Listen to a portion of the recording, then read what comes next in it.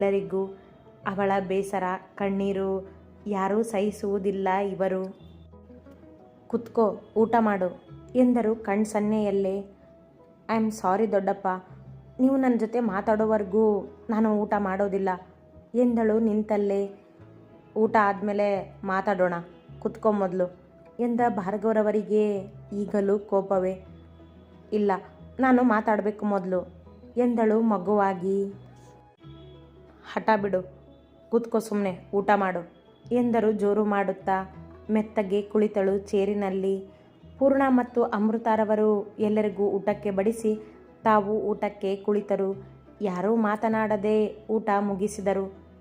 ದೊಡ್ಡಪ್ಪ, ನನ್ನ ಜೊತೆ ಮಾತಾಡೋದಿಲ್ವಾ ಕೇಳಿದಳು ಅಶ್ವಿತಾ. ಭಾರ್ಗವರವರು ಕೈ ತೊಳೆದು ಮೇಲೆದ್ದು ಹೊರಟಾಗ, ಬೆಳಗ್ಗೆ ಮಾತಾಡೋಣ, ಈಗ ರೆಸ್ಟ್ ಮಾಡು ಎಂದು ಹೋಗಲು ತಿರುಗಿದರು. ಮನಸ್ಸಿಲ್ಲ ಅವರಿಗೆ ಮಾತನಾಡಲು. ದೊಡ್ಡಪ್ಪ, ಮಾತಾಡಬೇಕು ನಾನು ನಿಮ್ಮ ಜೊತೆ. ಮತ್ತೆ ಹಠ ಅವಳದ್ದು. ಹೇಳಿದ್ನಲ್ಲ ಬೆಳಗ್ಗೆ ಅಂತ. ಅವಳತ್ತ ನೋಡದೆ ಎಂದವರು ಟೆರೇಸಿನತ್ತ ನಡೆದರು.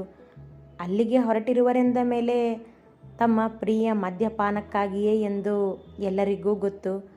ಅದು ಅವರಿಗೆ ಬೇಸರವಾಗಿರುವುದಕ್ಕೆ ಎಂದು ಅರ್ಥವೂ ಆಗಿತ್ತು. ಅವನೀಗ ತುಂಬ ಬೇಸರ ಮಾಡ್ಕೊಂಡಿದ್ದಾನೆ ಅಶು. ಹೋಗಲಿ ಬಿಡು, ನೀನು ಚಿಂತೆ ಮಾಡದೆ ಮಲ್ಕೋ ಹೋಗು ಎಂದರು ಶರಾವತಿ ಅಜ್ಜಿ. ಮಾತನಾಡದೆ ಕೋಣೆ ಸೇರಿದಳು ಹುಡುಗಿ.